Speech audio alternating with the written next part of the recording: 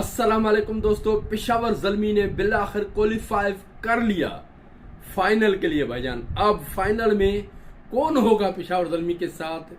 Islamabad United, Multan sultans या फिर Hyderabad Kings main.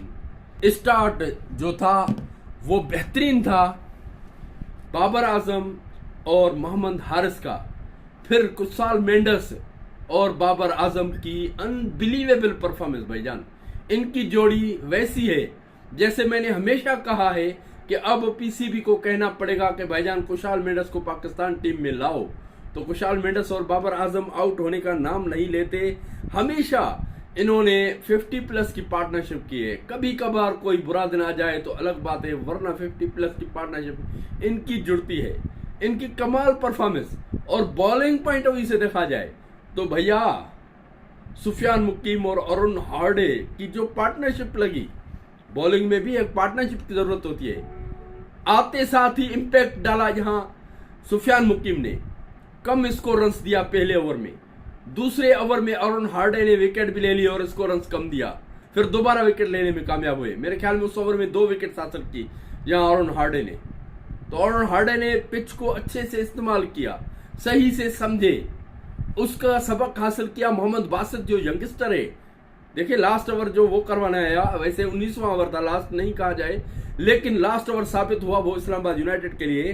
तो उनसे सबक हासिल किया। जिस तरह से अरुण हार्डे ने बॉलिंग करवाई थी, वो मीडियम पेसर है, ये पेसर है, लेकिन फिर भी उनसे सबक हासिल किया। यंगस्टर यहां से सीखते हैं भैया। अभी तक सुफियान मुकीम टॉप विकेट टेकर है, 18 विकेट लेकर पहले नंबर पर मौजूद हैं भैया अभी तक। इस वक्त जो है 2026 सीजन 11 जो PSL है उसका टॉप विकेट टेकर अब तक सुफियान मुकीम है। 221 स्कोर रन इन्होंने जोड़ लिए 7 विकेट्स के नुकसान पर भैया। 222 का टारगेट दिया जब यहाँ पर जो है इस्लामाबाद यूनाइटेड को, तो फिर स्टार्ट उनको भी अच्छा मिला था। समीर मिन्हास और कॉनवे ने स्टार्ट अच्छा दिया था। मोहसिन रियाज ने भी शुरुआत अच्छी करके दी, लेकिन भैया इख्तिताम मोहसिन रियाज भी अच्छा नहीं कर पाया। और बाकी भी प्लेयर्स, चाहे वो कप्तान शादाब खान हो, इमाद वसीम लास्ट में लड़ते रहे, लेकिन मैच तब से हाथों से निकल चुका था। बहरहाल हैदर अली हो या जो भी हो, इनका कोई भी बल्लेबाज अच्छा नहीं खेल पाया। सबसे पहले इनकी बॉलिंग की बात करते हैं कि ग्लेसन ने यहाँ पर 2 विकेट हासिल की, लेकिन 11.25 की इकानमी से स्कोर रन दिए, 45 स्कोर रन 4 ओवर्स में। लास्ट ओवर इन्होंने अच्छा किया, जहां पर मैंने बात की थी लाइव में कि भैया शाहिनशाह अफरीदी को यहाँ से सीखना चाहिए, क्योंकि मेन बॉलर हैं पाकिस्तान के शाहिनशाह अफरीदी।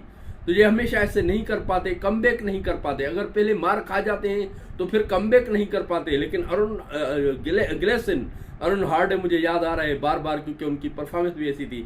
यहाँ ग्लेसन से इनको सीखना चाहिए कि पहले 2 से 3 ओवर में उनको मार पड़ी, जब चौथा ओवर उनको दिया गया, जब उन पर भरोसा किया गया तो 2 विकेट्स भी हासिल की और कमबैक किया। लास्ट ओवर में शादाब खान 4 ओवर खुद करवाए, इसने 3 विकेट्स जरूर हासिल की, लेकिन इसको भी 42 स्कोर रन पड़े 10.50 की इकानमी से। जब शुरुआत हुई इस्लामाबाद यूनाइटेड की तो डेविड कॉनवे ने और समीर मिन्हास ने अच्छी तूफानी बल्लेबाजी की, 60 से प्लस मेरे ख्याल में यहाँ पावर प्ले में स्कोर रन करने में कामयाब हुए थे। तो मैं समझ रहा था ये चेस की तरफ अच्छे अंदाज से आगे बढ़ रहे हैं, लेकिन लंबी इनिंग दोनों नहीं खेल पाए। 20 स्कोर रन कॉनवे ने किए, 14 गेंदों पर 1 चौका 2 छक्के, 142 के स्ट्राइक रेट से खेला, फिर भी आउट हुए भाईजान ये। और जहां पर समीर मिन्हास ने 44 स्कोर रन किए 23 गेंदों पर, जहां 7 जो है चौके मारे, 1 छक्का, 191 के स्ट्राइक रेट से भाईजान, 200 के स्ट्राइक रेट से। हमेशा ये ODI में भी 200 के स्ट्राइक रेट से खेलता है, जहां 170-80 के स्ट्राइक रेट से हमेशा खेलता था समीर मिन्हास। जब अंडर 19 वर्ल्ड कप था या फिर अंडर 19 जो एशिया कप था, उसमें भी ऐसी परफॉर्मेंस थी समीर मिन्हास की, 200 के या 170-80 के स्ट्राइक रेट से ODI में खेलता था भाईजान। T20 अलग बात है, लेकिन भैया यहाँ पर भी जो अंडर 20 साल से कम उम्र का सबसे ज्यादा स्कोर रन करने वाला 340 से प्लस है, 340 से प्लस स्कोर रन करने वाले भी यही प्लेयर है। नंबर 1 पर आ गए हैं अभी समीर मिन्हास, ये भी रिकॉर्ड इनके पास हुआ। और जबकि यहाँ मोहसिन रियाज आए तो 25 स्कोर रन करने में कामयाब हुए। आते साथ इंपैक्टफुल इनकी इनिंग थी, बेहतरीन अंदाज से खेलना शुरू किया, लेकिन भैया वैसे इख्तिताम नहीं किया इनिंग क्या। 25 स्कोर रन किए, 20 गेंदों पर 1 छक्का 1 चौका मारा, 125 के स्ट्राइक रेट से खेला, जबकि यहाँ शादाब खान कप्तान जो है वो सिर्फ 6 रन कर पाए, चैपमैन सिर्फ 4 रन कर पाए और हैदर अली 8 रन कर पाए। फ़हीम अशरफ सिर्फ 1 रन पर आउट हुए, जो आपने देखा रन आउट जैसे थ्रो लगी बेहतरीन, और क्रिस ग्रीन ने भी 8 स्कोर रन किए। इमाद वसीम आखिर में थोड़ा सा लड़े जरूर, 22 स्कोर रन करने में कामयाब हुए। सलमान मिर्जा ने 5 स्कोर रन किए, और जबकि यहाँ पर ग्लेसन ने 1 रन की। तो यहाँ इनके ऑल आउट हो गए 191 पर, ये टीम ऑल आउट हो गई भाईजान। इन्होंने मैच जीत लिया पेशावर ज़ल्मी ने 70 रन से। अब 70 रन से इन्होंने मैच तो जीता, लेकिन बॉलिंग पॉइंट ऑफ व्यू से बात करें, इफ्तिखार अहमद ने आते साथ ही बहुत ज़्यादा रन दिए पहले ओवर में, तो दूसरा ओवर खुरम शहजाद ने किया, उसको भी ज़्यादा रन पड़ गए। तो तीसरा ओवर दोबारा दिया गया इफ्तिखार अहमद को। मैंने कहा कि ये गलत कप्तानी है यहाँ पर बाबर आजम की, यहाँ पर गलत कप्तानी है। यहाँ पर तीसरा ओवर जब बैक टू बैक दिया तो फिर और मजीद ज़्यादा स्कोर रन हुआ इफ्तिखार अहमद को। 2 ओवर्स में 25 स्कोर रन, 12.50 की इकानमी से इन्होंने रन दिए। जबकि खुरम शहजाद की बात करें तो 3 ओवर में 38 स्कोर रन, एक खिलाड़ी आउट लास्ट में जाके इसने किया जरूर, लेकिन 12.67 की इकानमी से इसको भी स्कोर रन पड़े, बहुत ज्यादा स्कोर रन पड़े। और यहाँ पर बात कहें, मोहम्मद बासित अली जो है वो कुछ अच्छी बॉलिंग करवाने में कामयाब जरूर हुए। मोहम्मद बासित अली ने कुछ अच्छी बॉलिंग की, लेकिन बहरहाल जो बात है इसकी क्या कहते हैं,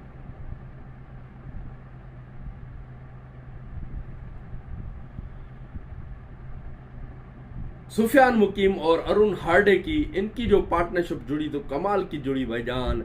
जहां पर जब बीच में ये बॉलिंग करवाने आए, ब्रेसवेल को भी इस बीच में ओवर दिया गया, लेकिन उसको भी थोड़े से स्कोर रन ज्यादा हुए। ब्रेसवेल ने भी 1 विकेट हासिल जरूर की, लेकिन 2 ओवर्स में 20 स्कोर रन दिए, 10 की इकानमी से स्कोर रन दिए। और मोहम्मद बासित ने यहाँ से सबक हासिल किया अरुण हार्डे से।